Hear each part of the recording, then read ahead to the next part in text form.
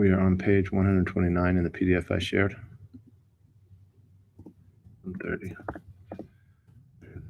الذين آمنوا وتطمئن قلوبهم بذكر الله ألا بذكر الله تطمئن القلوب أفضل ذكر فاعلم أنه لا إله إلا الله محمد رسول الله لا إله إلا الله محمد رسول الله لا إله إلا الله محمد رسول الله لا إله إلا الله لا إله إلا الله لا إله إلا الله لا إله إلا الله لا إله إلا الله الله الله الله الله الله الله الله الله الله الله الله الله Allah, Allah, Allah, Allah, Allah, Allah, Allah, Allah, Allah, Allah, Allah, Allah, Allahu la ilaha illallah, Muhammadur Rasulullah, la ilaha illallah, Muhammadur Rasulullah, la ilaha illallah. سيدنا محمد رسول الله صلى الله عليه وآله وصحبه وسلم.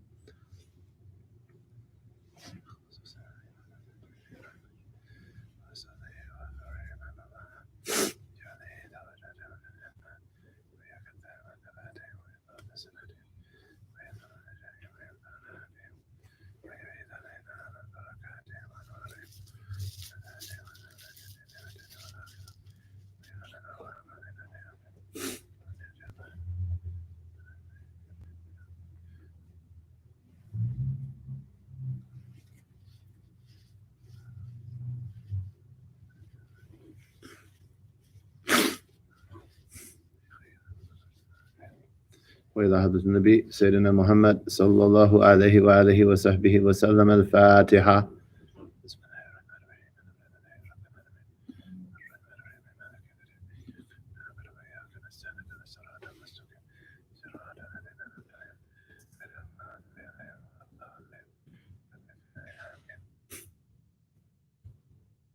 Invocations after the Fajr prayer, page 133.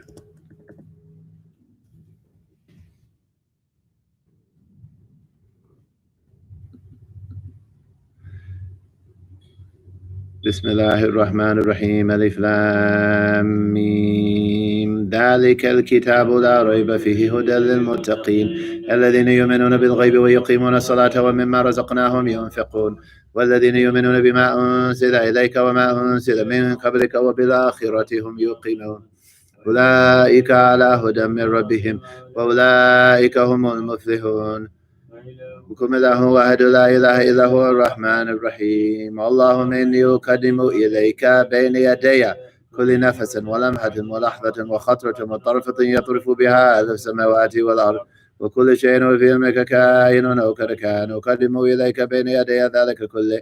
الله لا إله إلا هو الحي القيوم لا تأخذه سنة ولا نوم له ما في السماوات وما في الأرض من الذي يشفع عنده إلا بإذنه يعلم ما بين أيديهم وما خلفهم ولا يحيطون بشيء من علمه إلا بما شاء وسع كرسيه السماوات والأرض ولا يؤوده حفظهما وهو العلي العظيم.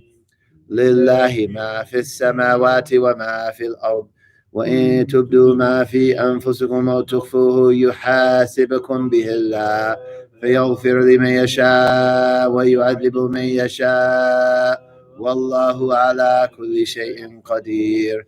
آمن الرسول بما أنزل إليه من ربه والمؤمنون كلنا آمن بالله وملائكته وكتبه ورسله لا نفرق بين أحد من رسله وقالوا سمعنا وأطعنا غفرانك ربنا وإليك المصير. لا يكلف الله نفسا إلا وسعها لها ما كسبت وعليها ما اكتسبت.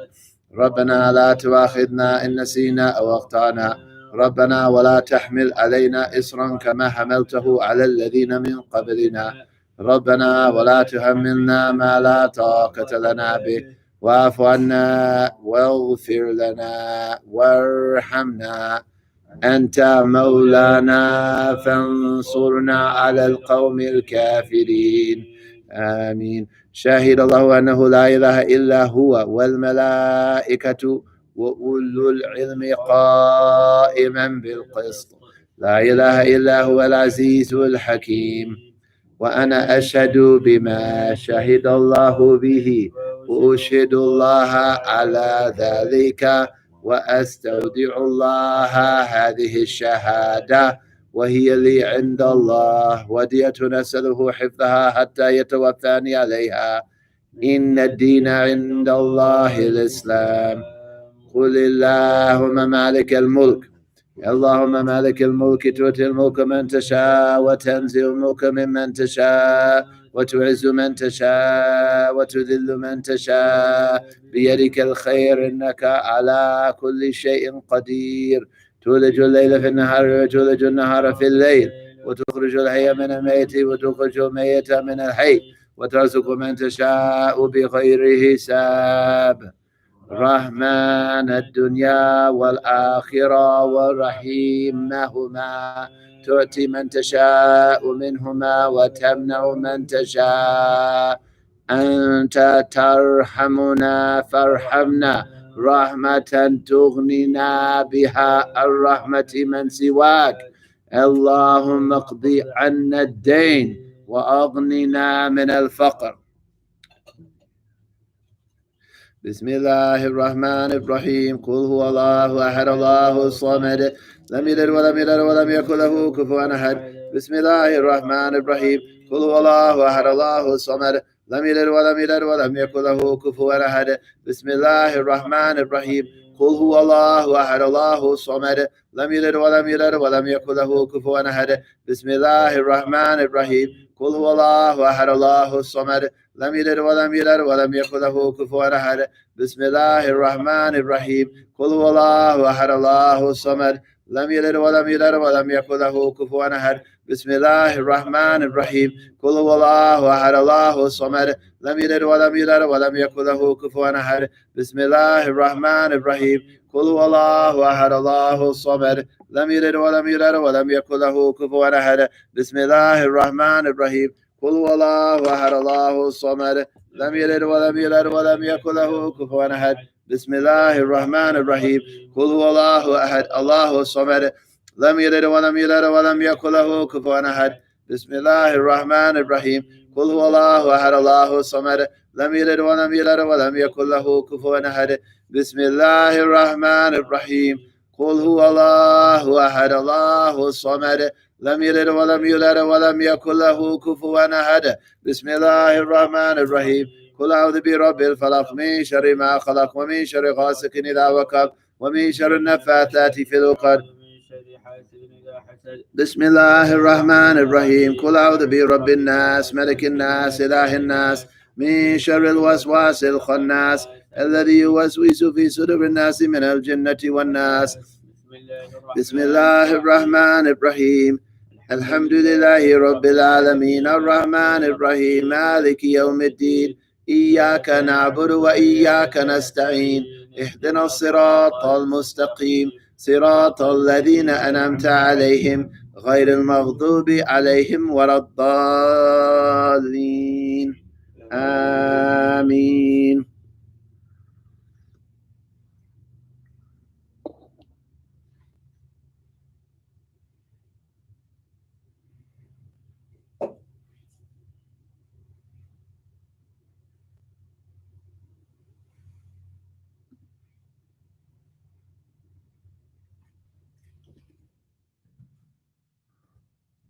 We're on page 145, the word of Sayyidina Sheikh Abi Bakr bin Salim.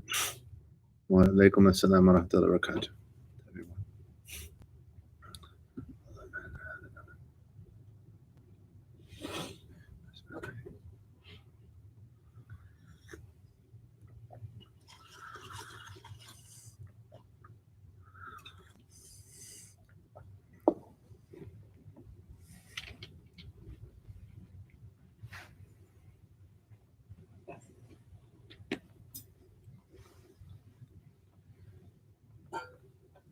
بسم الله الرحمن الرحيم. اللهم يا عظيم السلطان، يا كريم الإحسان، يا دائما النعم، يا كثير الجود، يا واسع العطاء، خفي اللطف، يا جميل السنن، يا حليم لا يعجل، صل يا ربي على سيدنا محمد وآله وسلم ورضوان الصحابة أجمعين. اللهم لك الحمد شكرا، وأنت ربنا حقا، ونحن عبيدك رقا، وأنت لم تزل ذلك أهلا. يا ميسر كل يسير، ويا جابر كل كثير، صاحب كل فريق، ويا مغني كل فقير، ويا مقوي كل ضعيف، ويا مأمن كل مخيف، يسر علينا كل عسير فتيسير العسير عليك يسير. اللهم يا من لا يحتاج إلى البيان والتفسير، حاجاتنا كثير وأنت عالم بها وخبير. اللهم إني أخاف منك، وأخاف ممن يخاف منك، أخاف ممن لا يخاف منك. اللهم بحق من يخاف منك نجنا مما لا يخاف منك. اللهم بحق سيدنا محمد صلى الله عليه وآله وسلم احرسنا بعينك التي لا تنام، واكنفنا بكنفك الذي لا يرام، وارحمنا بقدرتك علينا فلا نهلك، وأنت ثقتنا ورجاؤنا. وصلى الله على سيدنا محمد وآله وصحبه وسلم، والحمد لله رب العالمين.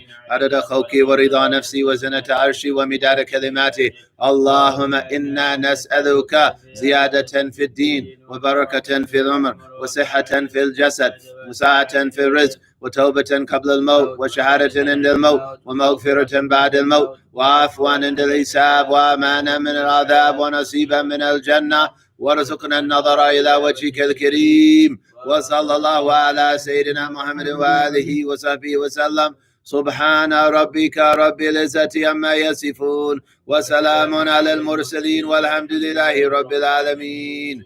عدد خلقي ورضا نفسي وزنة عرشي ومداد كلماته.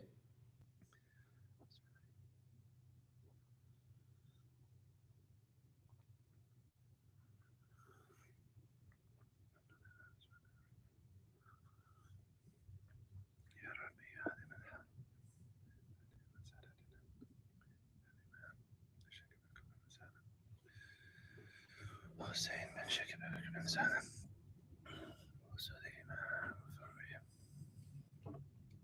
إن الله يولي درجاتهم في الجنة، ويكثر مثوباتهم، ويضاعف حسناتهم، ويحفظنا بجاههم، وينفعنا بهم، وينفع بركاتهم، وينفعنا بنفحاتهم.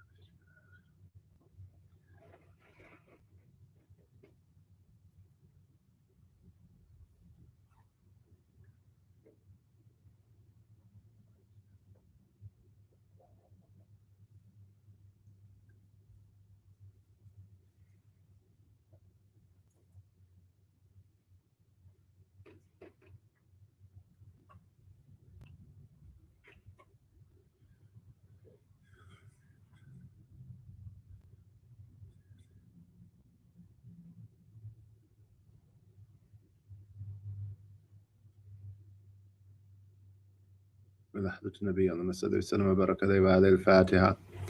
بسم الله الرحمن الرحيم. إياك نعبد وإياك نستعين، اهدنا الصراط المستقيم صراط الذين أنعمت عليهم غير المغضوب عليهم ولا الضالين. رب اغفر لي آمين رب العالمين. We're on page 151, the weird Al-Latif of Imam Al-Haddad.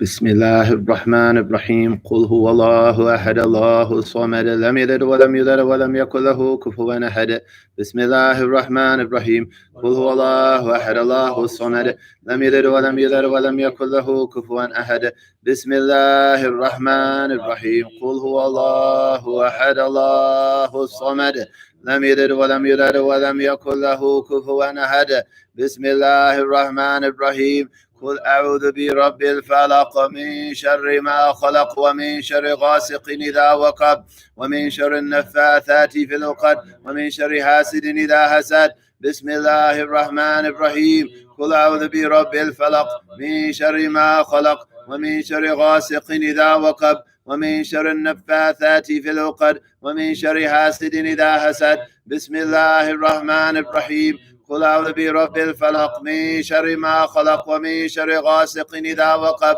ومن شر النفاثات في العقد ومن شر حاسد إذا حسد بسم الله الرحمن الرحيم قل أعوذ برب الناس ملك الناس إله الناس من شر الوسواس الخناس الذي يوسوس في صدور الناس من الجنة والناس بسم الله الرحمن الرحيم قل أعوذ برب الناس ملك الناس إله الناس من شر الوسواس الخناس الذي يوسوس في صدور الناس من الجنة والناس بسم الله الرحمن الرحيم قل أعوذ برب الناس ملك الناس من شر الوسواس الخناس الذي يوسوس في صدور الناس من الجنة والناس ربي أعوذ بك من همزات الشياطين وأعوذ بك ربي يحضرون ربي أعوذ بك من همزات الشياطين وأعوذ بك ربي يحضرون ربي أعوذ بك من همزات الشياطين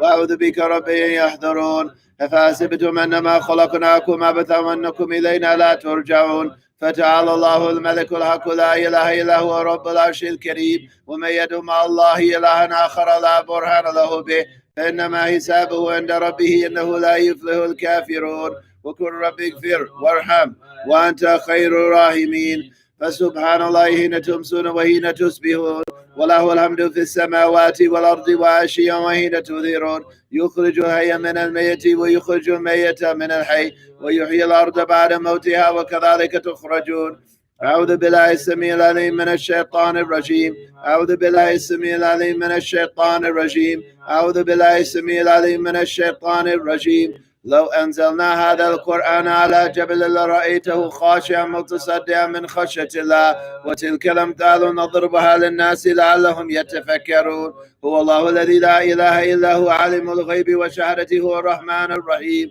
هو الله الذي لا إله إلا هو الملك القدوس السلام المؤمن المهيمن العزيز الجبار المتكبر سبحان الله عما يشركون هو الله الخالق والبارئ المصور له الأسماء الحسنى يسبح له ما في السماوات والأرض وهو العزيز الحكيم سلام على نوح في العالمين إنا كذلك نجزي المحسنين إنه من عبادنا المؤمنين أعوذ بكلمات الله التامات من شر ما خلق أعوذ بكلمات الله التامات من شر ما خلق أعوذ بكلمات الله التامات من شر ما خلق بسم الله الذي لا يضر مع اسمه شيء في الأرض ولا في السماء وهو السميع العليم بسم الله الذي لا يضر مع اسمه شيء في الأرض ولا في السماء وهو السميع العليم بسم الله الذي لا يضر مع اسمه شيء في الأرض ولا في السماء وهو السميع العليم اللهم إني أصبحت منك بنعمة وعافية وستر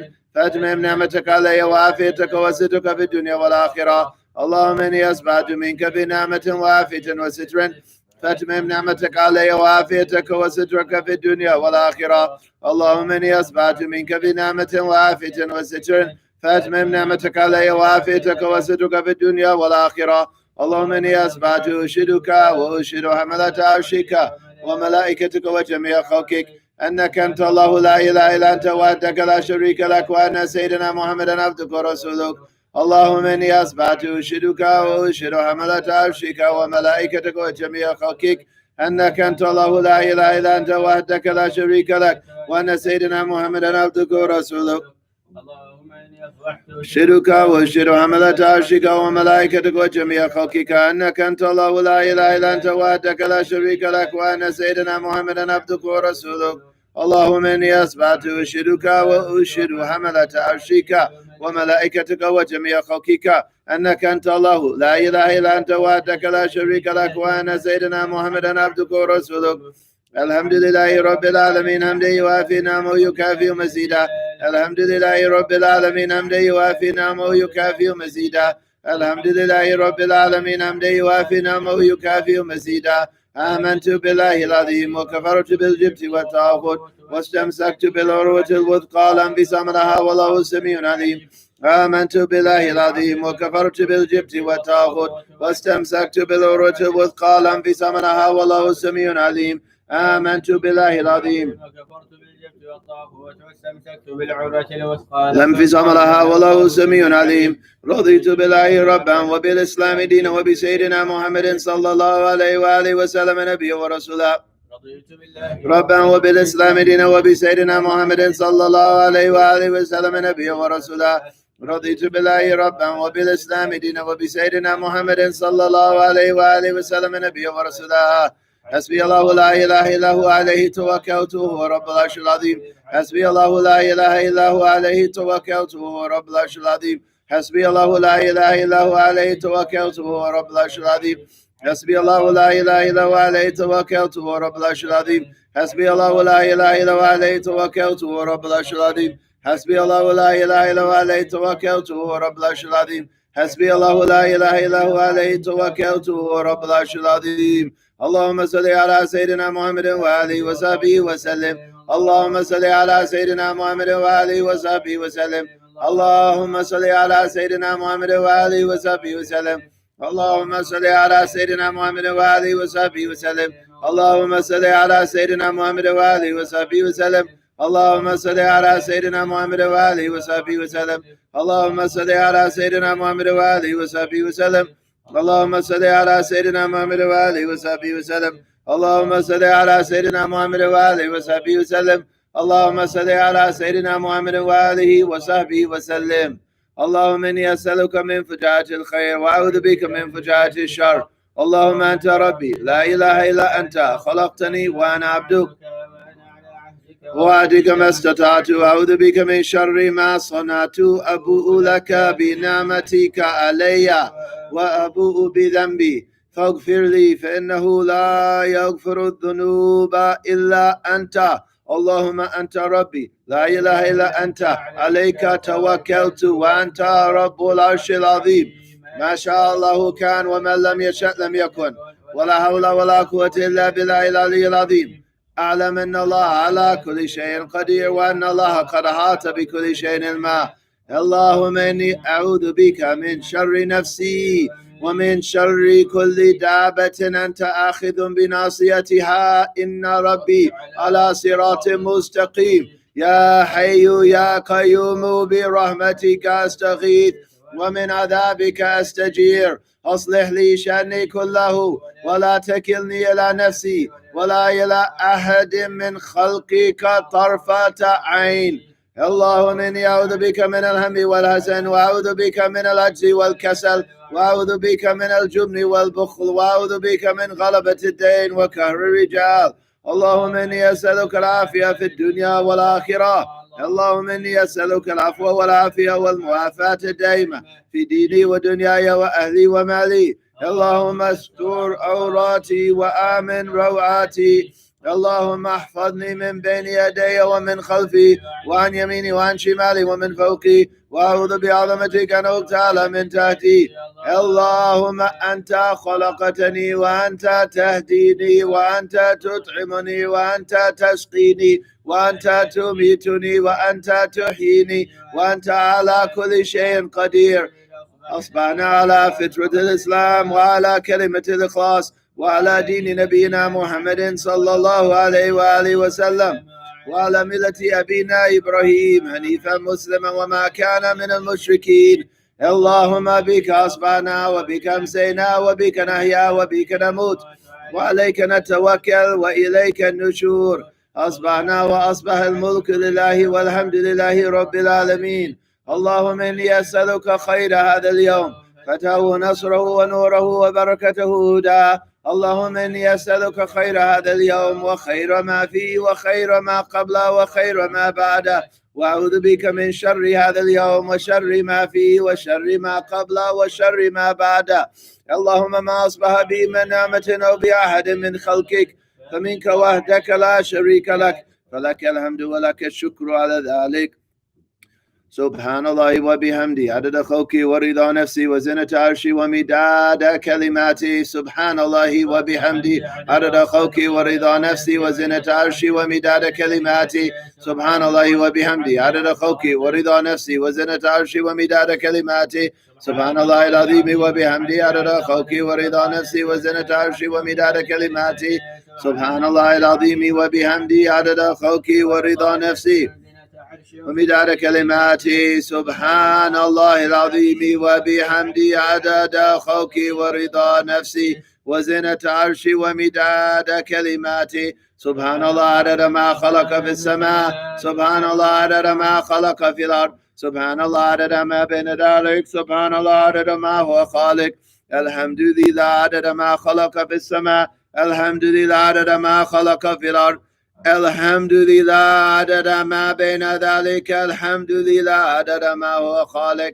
لا إله إلا الله عدد ما خلق في السماء، لا إله إلا الله عدد ما خلق في الأرض، لا إله إلا الله عدد ما بين ذلك، لا إله إلا الله عدد ما هو خالق.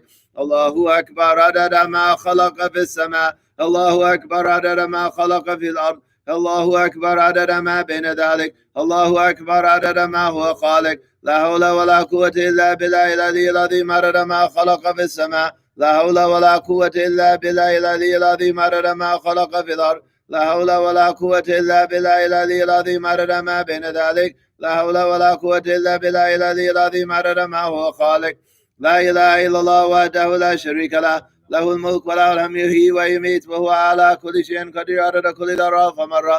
لا إله إلا الله وحده لا شريك له، له الملك وله الحمد يحيي ويميت وهو على كل شيء قدير عدد كل ذرة فمرة.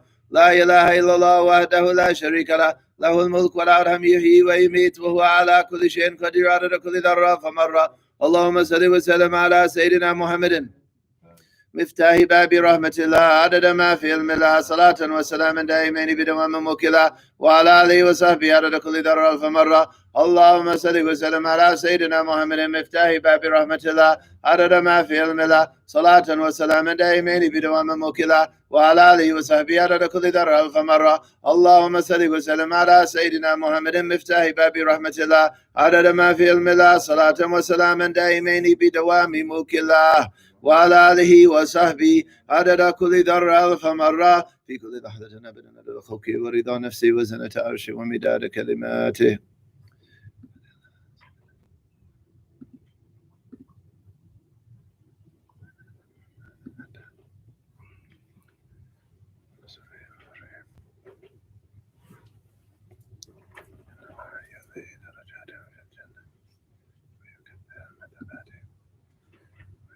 حسناته ويحفظنا جاهه وينفعنا به ويعين علينا من بركاته وانواره ونفحاته.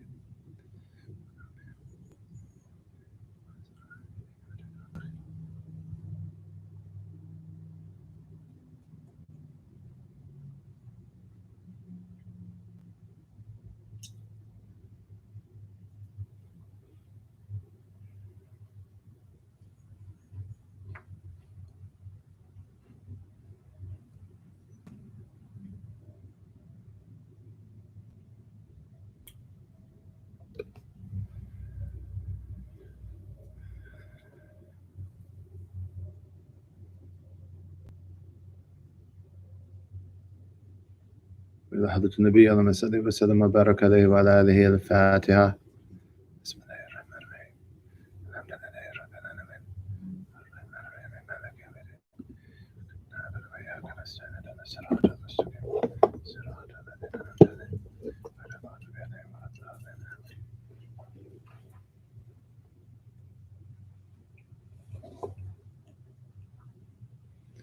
Bismillah. We're going to continue our lesson in this book. Study aims of circles of knowledge. Maqasid halaqat al-ta'lim.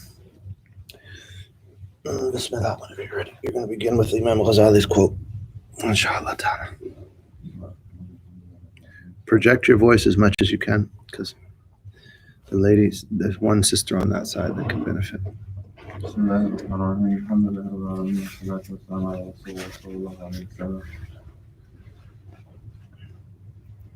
Proof of Islam, Imam al-Ghazali, may Allah have mercy on him, said in his book, The Revivification of Religious Sciences, Ihya Ulumuddin, know that anyone sitting in their homes, wherever they may be, is not sheltered from wrongdoing in these times. This is because someone sitting at home is holding back from advising people, teaching them, and encouraging them to goodness. Most city folk are ignorant of the Sharia. So you pause there. Bismillahir Rahmanir Rahim. Alhamdulillahi Rabbil Alameen. Wa sallallahu wa sallam ala Sayyidina Muhammad wa alihi wa sahbihi wa tabina lahum bi ihsan ila yawm ad-din wa alayna ma'ahum wa fihim bi rahmatika ya arhamar rahimin. Nawayna ta'alluma wa ta'lim. We intend to learn and teach. One nafa wal intifa, we intend to give and take benefit. What tadhkir wal mudhakara, we intend to remind others and ourselves remember. Wal ifada wal istifada, we intend to profit mutually. Wal hatha ala tamassuki bi kitabillahi wa bi sunnati rasulillahi sallallahu alayhi wa alihi wa sahbihi wa sallam. We intend encouragement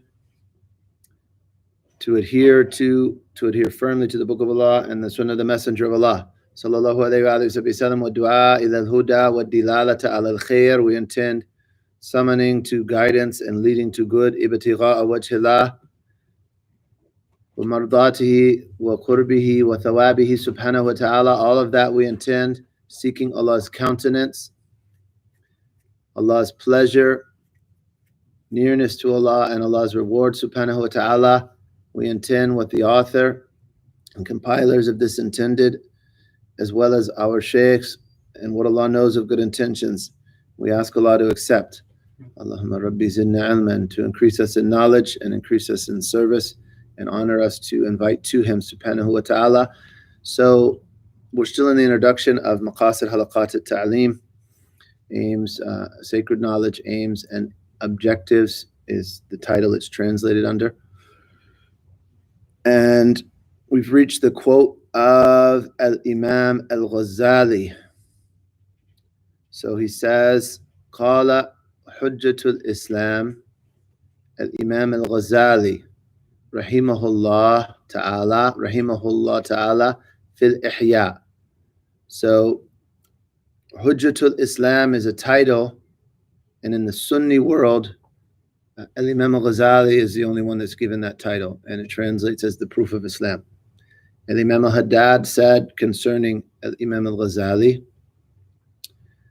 وَأَعْلَمْ بِهِ, after saying, وَأَعْنِ بِهِ, after saying that you should study his creed, and that was a healing from illness.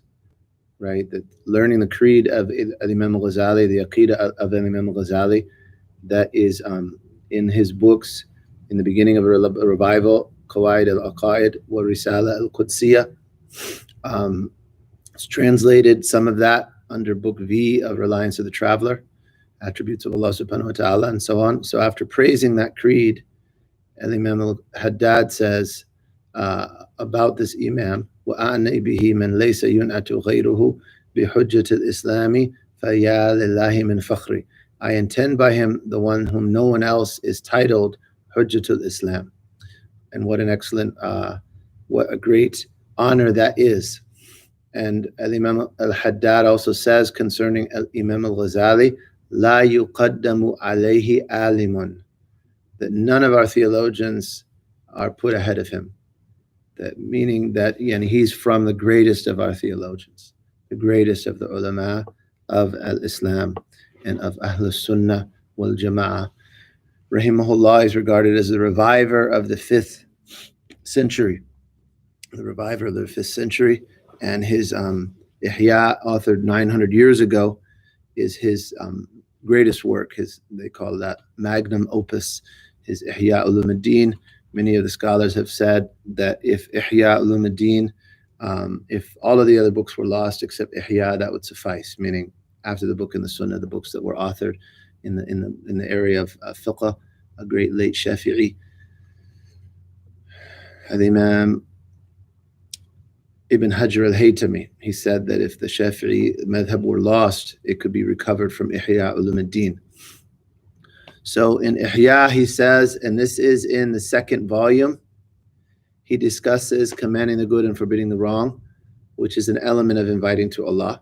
So then here he says what we've just heard: someone who is sitting, everyone who sits merely in their home, wherever that is, in his time, he said, fi hadha zaman, he is not free of committing reprehensible actions. How is that? So someone who just stays home and obeys Allah and guides the people of their household to obey Allah, that person is not free from munkar, because that person has neglected to guide people and teach them and encourage them to perform good actions, which is a collective obligation. And in his time, he was saying it's unfulfilled. So if the collective obligation is unfulfilled, sin is general against everyone, and Allah protect us from that. So he's saying we should understand from this that teaching, guiding, encouraging good, it is one of our obligations. It is one of our obligations. It is a collective obligation. And just as in his time, there is an insufficient number of people doing that for the invitation to reach the whole community, and for teachings of what was obligatory to reach the whole community, that was 5th century. So then what about in the 15th century? There are many, many Muslims who are unaware of the most basic fundamentals in our creed and our practice. And what he's going to talk about is practice. But now, the real concern is that the ignorance and neglect has reached the point where creed is we're ignorant of beliefs, fundamental beliefs, and our character, it has changed or is being altered. And more specifically, like our values, how we perceive right and wrong and good and bad as in terms of character, especially in the North American community, that's really in jeopardy right now. So that entails work and invitation and teaching, and that's a collective responsibility. May Allah subhanahu wa ta'ala grant us that. Tim. Most city folk are ignorant of the Sharia in regards to the conditions of the prayer, not to mention those living in villages and on the outskirts. It is necessary to have a jurist, faqih, in every mosque in the city to teach the people their religion, and that it should be so in every village as well.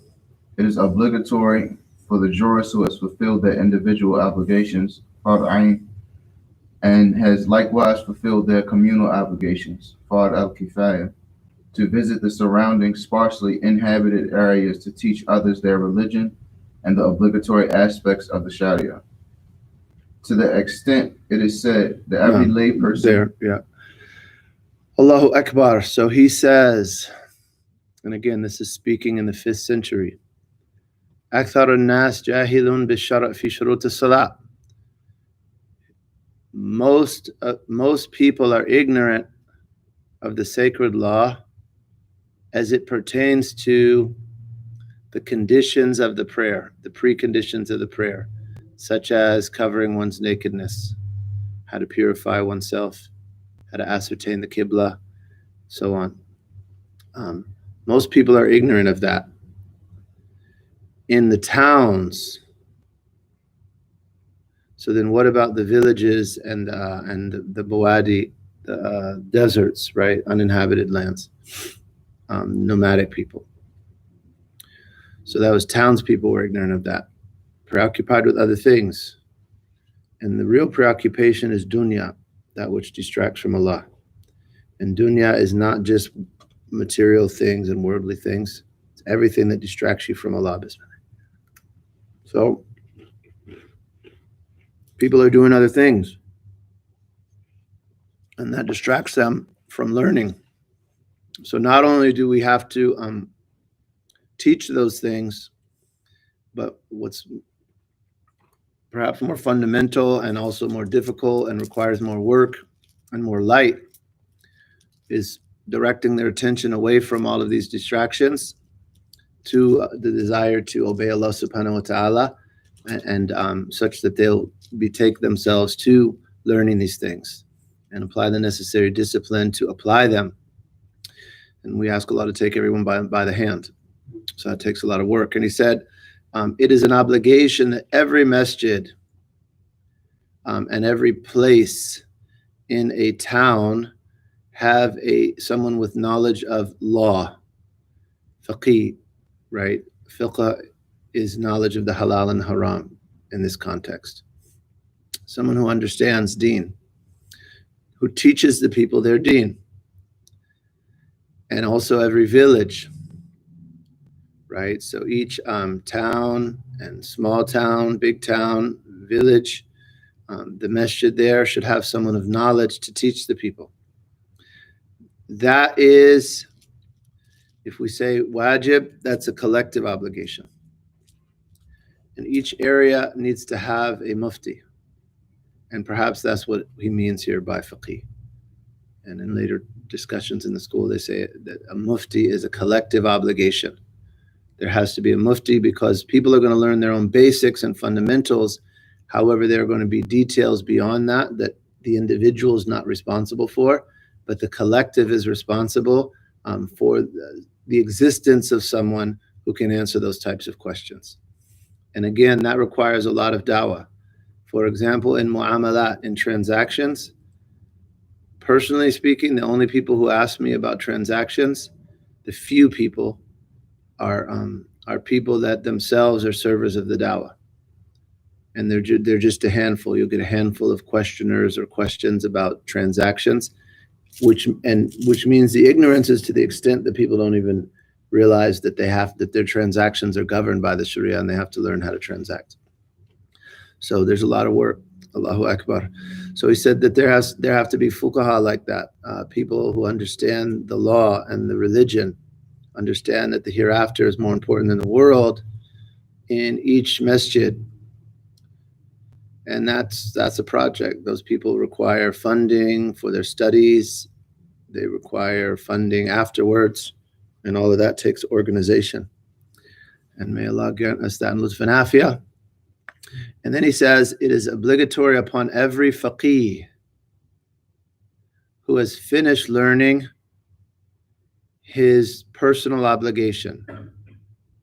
So we have things that are personally obligatory. Obligatory, you could also say his individual obligation. Things that are obligatory upon the individuals. Every individual Muslim has this obligation. Talab al-ilm farida ala kulli Muslim. Prophet ﷺ said, even if there's weakness in the chain, the meaning's sound. Seeking knowledge is an obligation upon every single Muslim. That's basics in belief, basics in law, and basics in akhlaq, diseases of the heart and the cures, in summary. Basics in law are like how to worship, how to transact. If you're going to be married, what are the responsibilities? What are dependent support? So on. What are the haram things you could encounter? So that is your personal obligation in law. Akhlaq, or diseases of the heart, are like the prohibition of envy, something about its cure. Even seeking out those people of purity that help you be cured of that. Ibn Ajiba says that's fard ayn. traveling for it is permissible with the same conditions without parental permission, for example, just like other types of fard ayn knowledge.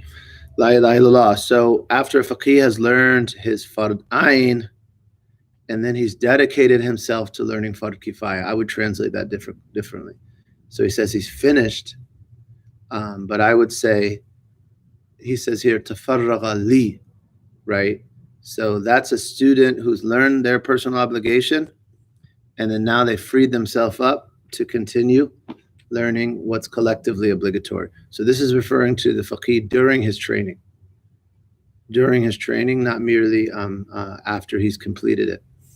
So he's saying every faqih who is dedicating himself to fard kifaya, to go out to the people, to yakhruj to those who surround his town, and he's mentioning, various nomadic people and people that are more ignorant, right? Farmers and nomads and so on. He says, as-sawad min al-arab wal-akrad, people that are outside of the more developed areas who tend to be less educated. So, and that was his context that he was speaking in.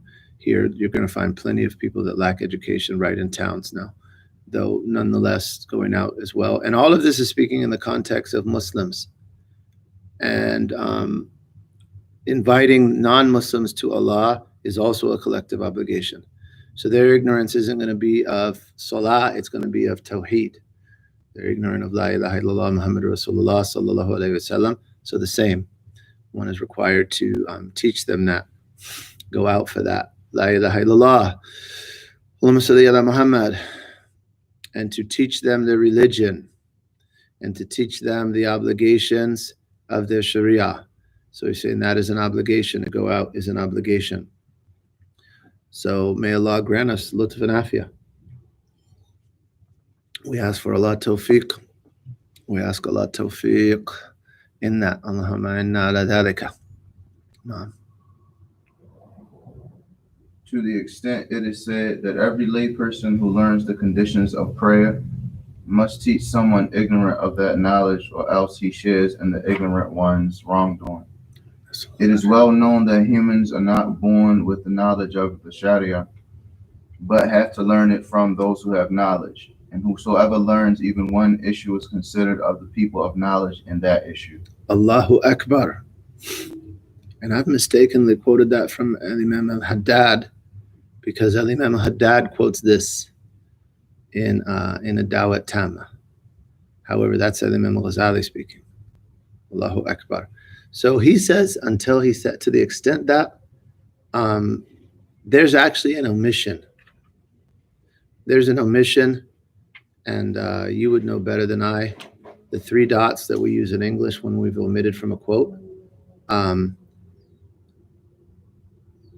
Arabic, they will, for example, say illa an qal, right? I'm quoting him, and then up to his saying. Or they'll begin of quoting an ayah and say al-ayah, right? So there's more there that they've omitted for brevity. And in this quote, and I believe you'll find the more lengthy quote in a Dawat Tama, the complete summons, and it's translated, Imam al-Haddad's Dawat Tama, and this quote appears there as well. But I believe in a more complete form, he mentions people should start with the members of their household and then spread out, inviting those that surround them, and then their town, and then further and further, and keep spreading the sphere out. So the teaching becomes general through Allah's servants. And may Allah aid us in that in lutf and afiyah. And it's not easy, la ilaha illallah, but it's the work of prophets. It's a work of prophets, and it's a responsibility. It is an obligation. It's not just virtuous that we leave it to the imams and no one else has to invite to Allah. Allahu Akbar. So then he says, up until he said, so there's an omission there, and then he says, every common person. A common person is someone who's not not specialized in knowledge, right? But every common person who's known, and he gives a simple example. He's known the conditions of prayer. He's obliged to teach others. And people might say, we already know that. How is Imam Ghazali talking about that? People don't know that. It's one of the fitnas when you first start studying fiqh is you're just like smacked in the face by all of these people that are messing up their salat. I remember one of my teachers, he said, and he was a young faqih, but wow, an able faqih. He said, if you pay attention to people's salah, it's going to give you waswasa because you're going to be blown. You're going to see just so many mistakes. Some of the ulama, I think it's a quote of one of the Sufyans. I believe it's Sufyan al-Thawri. It could be Sufyan Uyayna. They would deliberately sit far from the khatib of Jumu'ah. So they wouldn't see munkar from the khatib and then have to be responsible to do al-amr bil ma'ruf wa nahy anil munkar. So there's a lot of mistakes. If you learn, you'll see that. An example of mistakes surrounding us in the shurut al-salah is awrah from men and women. That makes it easier so we don't just have to pick on the sisters, right? Men pray with their thighs showing. There is a khilaf. There. They might find something that scrapes them by in Imam Malik's school from making it up at least. I don't think they'll find a dispensation in that school to expose it though. But for making up, they might find a dispensation. But that's a shart. Covering the awrah is a shart. Covering a man to cover between his navel and knees. La hawla wa la quwwata illa billah. Now, men like to wear those low waistlines, or certain people's anatomy might, not lend itself to certain clothing and prayer, and their pants will ride down, and the top of their bottoms will show. That's awrah. That is, you're considered uncovered in the Sharia, naked, if you will, in the Sharia, and that invalidates prayer. So that's ruining one of the conditions of prayer. In prayer for a woman, she may show just her face and hands to just below the wrist. That's by agreement. She may show that much. And then the Hanafi school has some leniency for her feet, and the Maliki school for the bottom of her feet. But beyond that, she can't show. So many sisters, for example, will show their necks and pray, or show their necks outside of prayer, both of which are prohibited. And it's exposing awrah.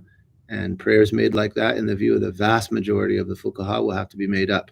Again, they may find some ease in the Maliki school for past actions, but for moving forward, we should educate ourselves and educate others. So that's a responsibility. And inshallah, if this reaches anyone, please convey it to others. It's part of my alleviating my responsibility by saying this, and from time to time I will, because that's one of the things you observe, right? And that's just an example, and that's one of the very apparent conditions. That's one of the conditions we'll teach in a very elementary book, and beyond that, there are other conditions that are more subtle, and that's an area that must be taught. La ilaha illallah. So he's saying any common person who has known that is obliged to teach those who are ignorant of it. Otherwise, this is Imam al-Ghazali speaking, he's a partner in that person's sin. So how about if that person was one's child? How great would the itham be? Or a member of the household that's really easy to access. So that's a big responsibility. And we have a responsibility to do, as he said, have circles of knowledge, sittings of knowledge, teaching the kids around the house, teaching the people of the house, teaching those with whom we deal regularly. And it is known that a person is not born with knowledge of the Sharia. Knowledge or conveyance of knowledge is obligatory upon the people of knowledge, right? So conveying knowledge to people everyone's born ignorant. So how will knowledge reach them? Knowledge will only reach them from its possessors. Knowledge will reach them from its possessors, and those will be through chains of transmission to the Prophet ﷺ, who is the initial possessor. Comes through people. Allah revealed it to the prophets, and they conveyed to their companions, who conveyed to the generations that followed up till our time. So that's an obligation. Tabligh is an obligation. That means conveyance. That's an obligation upon possessors of knowledge, and everyone who's learned a question, he possesses knowledge of that question, right? Huwa min ahli ilm biha. Kullu man and this is an Azim quote from Imam al-Ghazali, كل من تعلم مسألة واحدة فهو من أهل العلم بها. He's saying everyone who's learned a question is responsible for, they're people of knowledge of that question, and they're responsible to teach those who they know are ignorant of it, unless they know someone else is doing it for them. And then because it is a collective obligation. ولا حول ولا قوة إلا بالله العلي العظيم. اللهم صل على محمد وآله. لا إله إلا الله. Naam, Tim.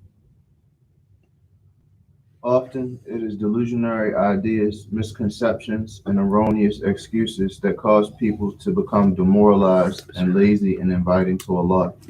Listen and reflect upon the words of Imam Abdullah al-Haddad from his book Ad-Da'wa At-Tama, The Complete Call. He writes, sometimes the people of knowledge are affected by certain erroneous notions that bar them from calling to Allah, the real, and disseminating knowledge. Among those ideas is that someone might say, I'm not acting upon what I know, so how can I teach others and call them to action? Bearing in mind the punishment promised for those who don't practice what they preach. It should be said to him, teaching others is a part of acting upon what you know, and one who teaches others and is not fully acting upon that knowledge is much better than that one who does not act upon it and does not teach it. If you cannot perform all goodness, then do not fall short of performing some of it. You should teach others while simultaneously struggling to act upon that which you are teaching. There is no doubt that the punishment promised to one who does not act upon that which he teaches is even more justifiable and severe upon one who neither acts nor teaches, because Allah made two things obligatory, acting upon knowledge and teaching knowledge. In the case of the first person, he fulfilled one obligation and fell short in the other. The second abandoned both obligations, so he is more deserving of warning and punishment. One might also think to himself, calling to Allah and advising the servants of Allah is an honorable position and a lofty rank. It is the occupation of the guided scholars of faith, and I am not like them and undeserving to be so. His low opinion of himself, humility, and humbleness stop him from calling to Allah and counseling people, and he is deluded to think that this is praiseworthy humility. Part of knowing one's real worth and stopping at one's limitations. In reality, this is erroneous and incorrect, because truth does not impede truth, and goodness does not detract from goodness. Allahu Akbar. He must struggle and exert effort in calling to guidance and guiding others to goodness while maintaining humility, humbleness, lowliness, and fear and awareness of Allah. Admitting one's shortcomings and feeling contempt towards one's ego is part of spiritual perfection and is a characteristic of the people of Allah. Those who are not affected by the whisperings of the devil and are not barred from goodness by the illusions and confusions that he promotes in the guise of good.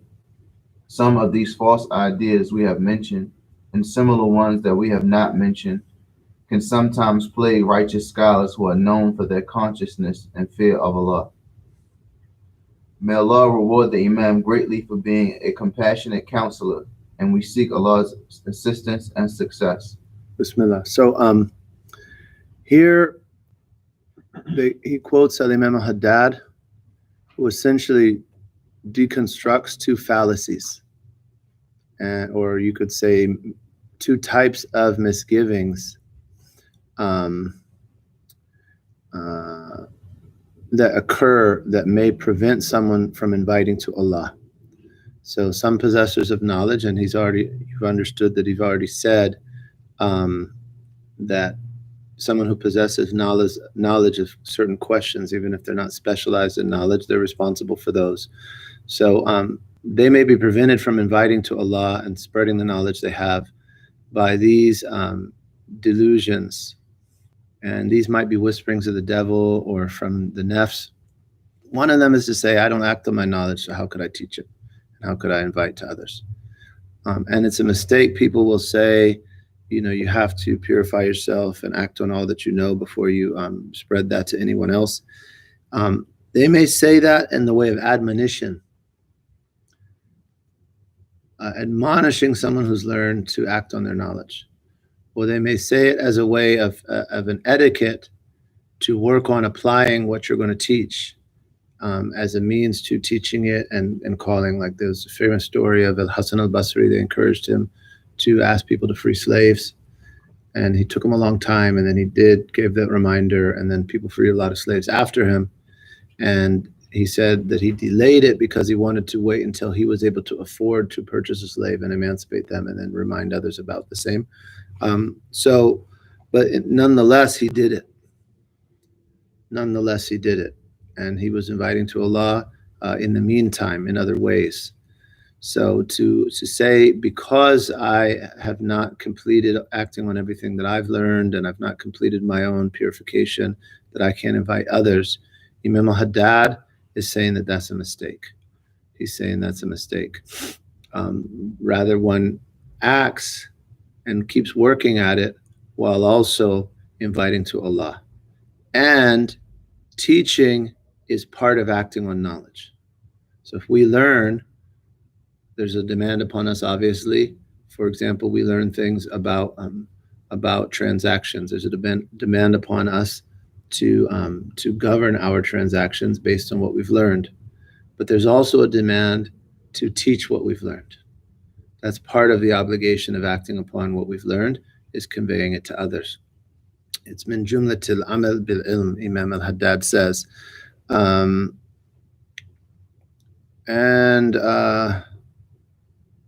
he said, the one who teaches, this is Imam al-Haddad speaking, the one who teaches and does not act upon what he himself knows is better than the one who neither acts nor teaches. And he said, if you cannot do all good, then don't fall short of doing some good. So you must teach, and you must also strive and resolve to act upon what you've known yourself. And there are clear threats in the hadith, for example, and in the book, for those who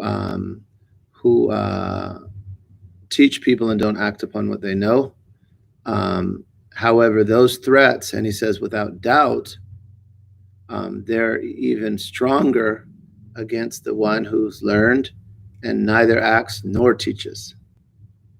And there are two obligations here. One of them is acting, and the other is teaching. So someone who's learned and taught but neglected to act has fulfilled one obligation. And the one who learns and neither teaches nor acts, he's neglected two obligations. So someone who's neglected two obligations is in a worse state than someone who's neglected one. So he's saying, strive to fulfill both, right? Strive to fulfill both, but don't let the negligence of one obligation be the reasoning to neglect the second obligation, right? That's essentially what he's saying. And with some reflection, we'll see that he's correct. Bismillah. The next is to say that inviting to Allah and guiding people is an elevated station of the great ulama and imams, and I'm beneath that station, so I can't invite to Allah. And he's saying that that's blameworthy humility, and the truth doesn't prevent truth. Now, does that mean that one erects oneself in the position of like the mufti of town? Obviously not.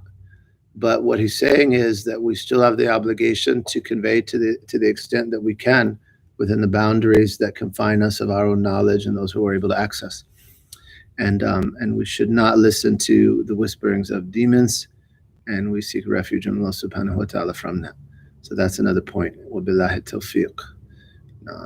And then he's going to conclude his introduction. Bismillah.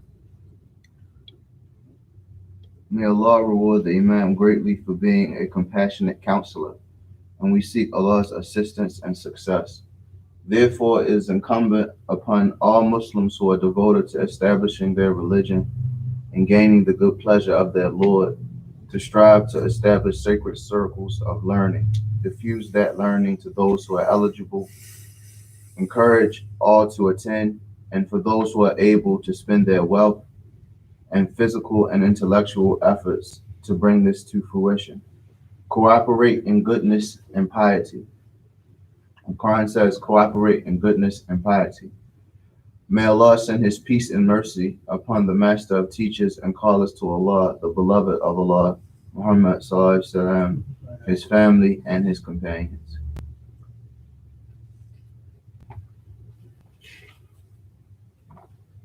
Allahu Akbar.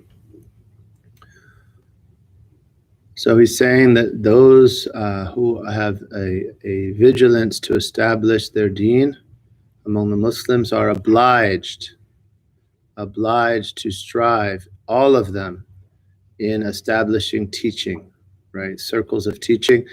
And this is about circles of teaching in specific.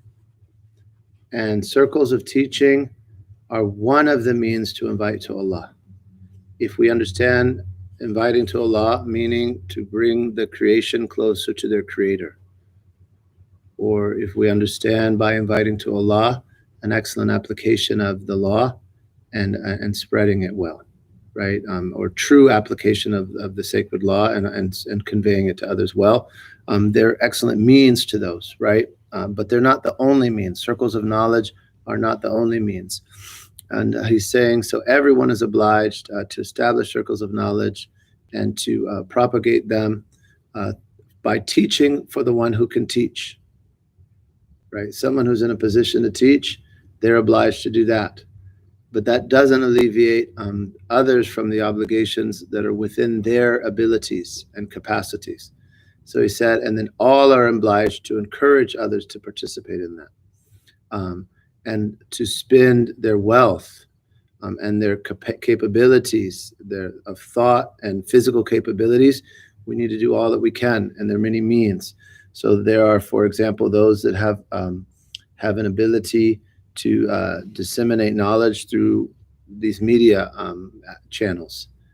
There are those that are businessmen or professionals that they themselves may not have the ability to teach, but they may have the ability to support or sponsor those that learn or those that teach. And you know, any other capabilities, all of the capabilities and all of the permissible means that are within our capacity, we're responsible to use those to spread the teachings of Al-Habib sallallahu alayhi wa sallam, and we ask Allah to grant us tawfiq in that. And so there are brothers and sisters, a number of brothers and sisters, for example, following the stream. We know that some of them have studied a number of texts in various disciplines, and they know those questions. They and I, together, we need to reflect on ways that we can expand the sphere of our teaching and our inviting to Allah subhanahu wa ta'ala. So there are those that could conduct circles with children or the members of their households or new Muslims or elementary students and so on. There are those that could help in giving khutbahs and talks. Visiting prisons is an avenue. There are those that have excellent interpersonal skills, and they could even meet people in their neighborhoods or work or the streets and invite them to Allah. But the point is that everyone has a share in this collective obligation and a role that they can play within, expending the skills and the knowledge and the capabilities and the resources that Allah has placed at their disposal. And we all have to understand our obligation in that. And then he concludes, وَتَعَوَنُوا عَلَى الْبِرِّ وَالتَّقْوَى, cooperate in goodness and God consciousness. وَصَلَّى اللَّهُ عَلَى سَيِّدِنَا على سيد المعلمين والداعين حبيب الله محمد وآله وصحبه وسلم.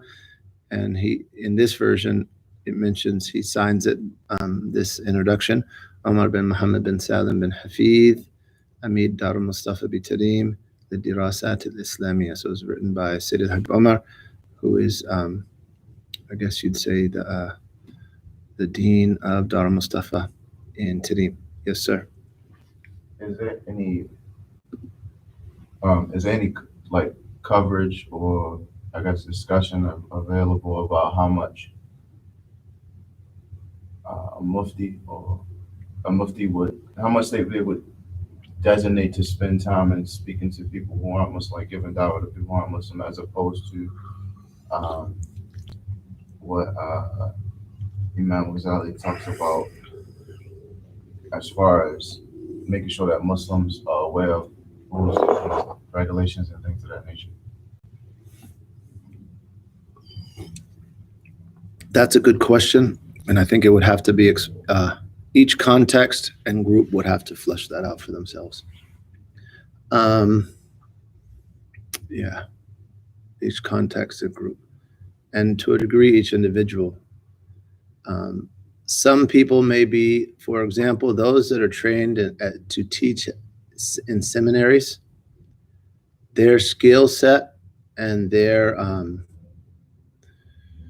experience oftentimes will lend itself more to their teaching Muslims. And that's what they've been trained to do.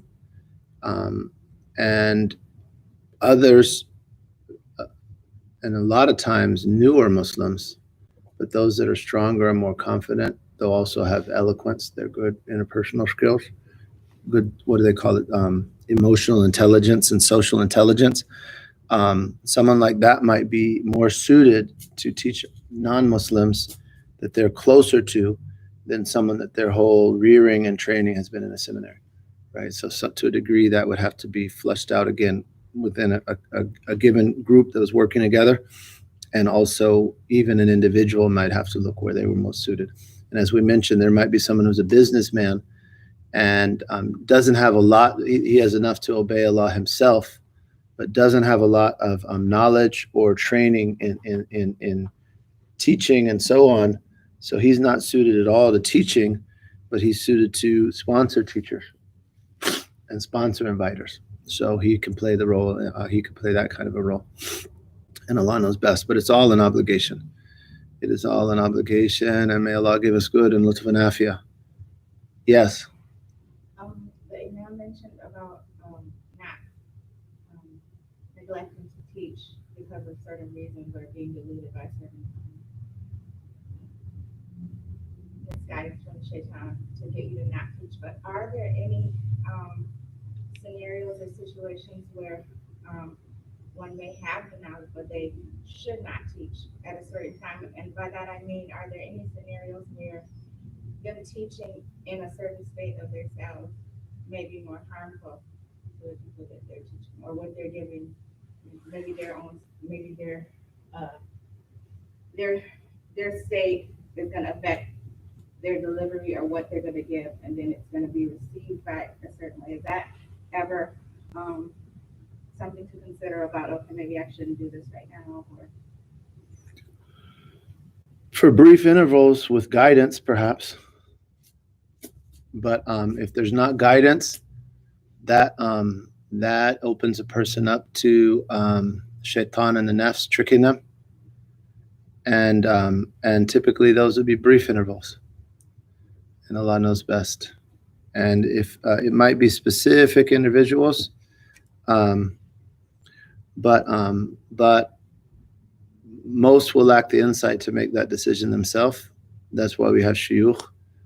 And from experience, generally when those type of questions were raised by myself or fellow students, the answer was, keep making mujahada against whatever you think in yourself would prevent you from doing it and get to work. That's typically the way our shuyukh would answer those questions. And Allah knows best. And there are some things on the chat.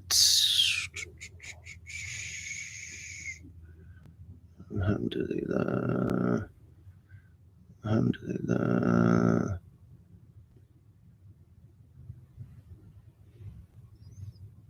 Allah preserve us all, except please recite Fatiha, seeking from Allah sincere, accepted works, beneficial knowledge, good teaching, calling and guidance. That Allah be pleased with us, please the heart of Prophet Muhammad, and that the reward of the Fatiha that we recite go to our parents, our teachers, our sheikhs, anyone we owe rights, and the Prophet Muhammad. Allahumma salli wa sallam wa barak alayhi wa ala alihi al-Fatiha.